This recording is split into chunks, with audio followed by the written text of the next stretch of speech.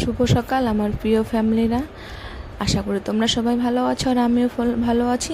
আজকে আরেকটা আমার নতুন ব্লগে সবাইকে তোমাদেরকে জানাই স্বাগতম। তো আজকে আমি ভিডিওটা সকাল থেকেই শুরু করছি। প্রথমেই সব বাসি কাজ সেরে চলে আসলাম রান্নার রুমে। আগে গ্যাসটাকে ভালো করে মুছে নেব। গ্যাসটাকে ভালো করে মুছে নেব এই কারণেই, কারণ রাতে আমি গ্যাসটাকে মুছি না এই কারণেই ডবল খাটনি হয়ে যাবে। সকালে তো আবার মুছতে লাগবে, এই কারণেই যে ঘরের মধ্যে প্রচুর আরশোলা। এর আগে তোমার দাদাভাই আরশোলার ওষুধ নিয়ে আসছে ঠিকই, কিন্তু তবু আরশোলা দেখি আবার হয়ে গেছে। এই জন্য রাতে আর খাটনি করে মুছি না, সকালে মুছে নিয়ে তারপরে আবার কাজ শুরু করি। সব শেষে রান্নাবান্নার পরে আবার একটু ভালো করে মুছে টুছে রেখে দিই। তারপরে যে চলে আসবো জল ভরতে। ফিল্টার থেকে জলগুলো বোতলে করে একটা করে বোতলে ভরে নেব, কারণ যা গরম পড়েছে। আজকে সকালবেলা ঘুম থেকে উঠেই দেখি যে প্রচুর রোদ্দুর আমাদের বারান্দা অবধি চলে আসছে। তো ভাবলাম না, ফটাফট করে জলগুলো আগে ফ্রিজে ভরে নিই। কেন আমার এটুকু কাজ করার জন্য আমার লোক নেই যে এটুকু কাজ কে করে দিবে।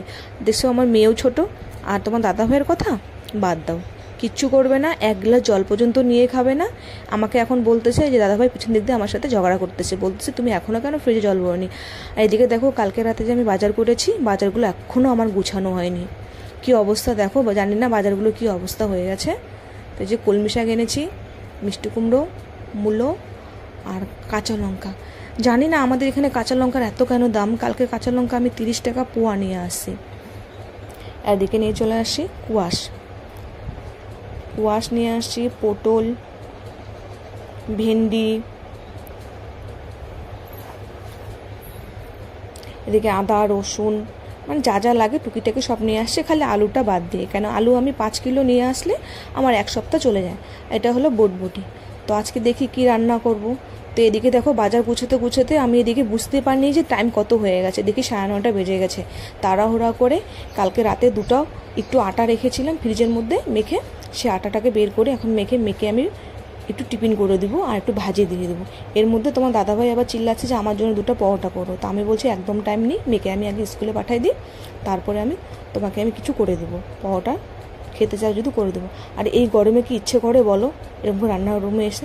আর এদিকে তোমার দাদাভাই এসে ও বডি দেখাচ্ছে আমাকে। তো এদিকে তো আমার ভীষণ রাগ উঠতেছে। আমি এদিকে বলছি তুমি আমার সামনে থেকে সরে যাও, তাহলে আমি খুন্তি দিয়ে দেবো গালের মধ্যে। তো মেয়ের টিফিনটা রেডি করে মেয়েকে এখন দিয়ে যাবো স্কুলে দিতে যাব। আর স্কুল থেকে এসে দেখি আমার গুটুন বাবুর এত গরম লেগেছে, দেখো কি অবস্থাভাবে ও শুয়ে আছে। ও শোয়া দেখে তো আমার পুরো হাসি পাচ্ছে। তার মধ্যে বলে যে না, দেরি হয়ে যাচ্ছে, আমি চলে যাব আবার রান্নার রুমে রান্না করতে। তো রান্না কিছু করব না, রান্না করব ডাল বসিয়ে দিয়েছি, মূলো দিয়ে মুসুরির ডাল। আর যে শাকটা দেখালাম কলমি শাক, এই শাকটার ভাজি করব। আর বটবটি দিয়ে আলু ভাজি করব, আলু সিদ্ধ করব, ডিম আমলেট করব। বাস, আজকে এটাই রান্না, দুপুরে রান্না। যা গরম পড়েছে, মাছ মাংস খাওয়ানো যাবে না। তবু মাছ মাংস কথা, ডিম তো আছে না। আর আমি যে শাকে একটু হলুদ দিয়ে দিচ্ছি, কেন জানো, আমার মা বলে যে শাকে যদি হলুদ দাও তাহলে রাতেও নাকি খাওয়ানো যায়। এই জন্য শাকে হলুদ দিয়ে দিলাম। আর এর মধ্যে তোমার দাদাভাই চিল্লাচ্ছে যে আমাকে খেতে দাও। দাদাভাইকে খেতে দেবো।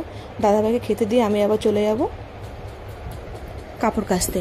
এখনও যেহেতু আমার পাম্পের মেশিন ঠিক হয়নি, কারণ ঠিক হয়নি বলতে গিয়ে সকালে মিস্ত্রি আসলো, মিস্ত্রি এসে বললো যে পাম্প ঠিক আছে, জল পাচ্ছে না। কেন আমাদের এখানে এই বৈশাখ জ্যৈষ্ঠ মাসে অবধি, চৈত্র মাস থেকে বৈশাখ জ্যৈষ্ঠ এই 3 মাস জল থাকে না। তো আমার কলে তো আছে, কিন্তু আমার পাম্পে জল উঠতেছে না। যাই হোক, কলে তো জল আছে, কলের জল দিয়ে কাজ হয়ে যাচ্ছে। তো যে সব কাপড় টাপড় কেচে নিলাম, কাপড় কেচে এখন আমি চলে যাব উঠোন ঝাড় দিতে। উঠোন ঝাড় দিয়ে আনার পরে আবার গুটুন সোনা বসে আছে, ওকে খেতে দেবো। ওকে খাওয়া দাওয়া দিয়ে আমি চান করে পুজো দেবো। পুজো দিয়ে আবার সেই রাস্তার ধারে চলে যাব মেয়েকে স্কুল থেকে আনতে। মেয়েকে আনিয়ে খাওয়াইয়ে দাওয়াইয়ে তারপর চলে যাবো আবার মেয়েকে টিউশন দিতে। সারাদিন চলে এরকম করেই আমার কাজ। তো একটু গুটুন সোনাকে আমি আদর করে নিলাম, কেন উনি খাবে বলে দেখুন কেমনভাবে বসে আছে যে আমাকে কখন খাওয়া দিবে মা।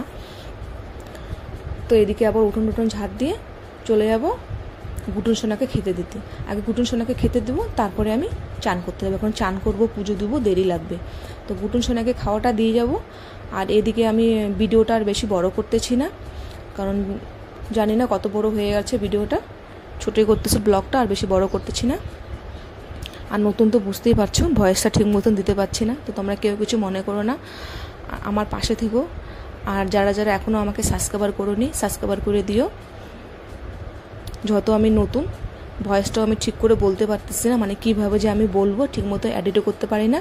আর গুটুন শোনা এর মধ্যে আমার দিকে তাকিয়ে আছে, কেন জানো? এই গরমে এত গরম যে গরমের মধ্যে ভাত খেতে পারে না। আর বেশি কিছু বললাম না।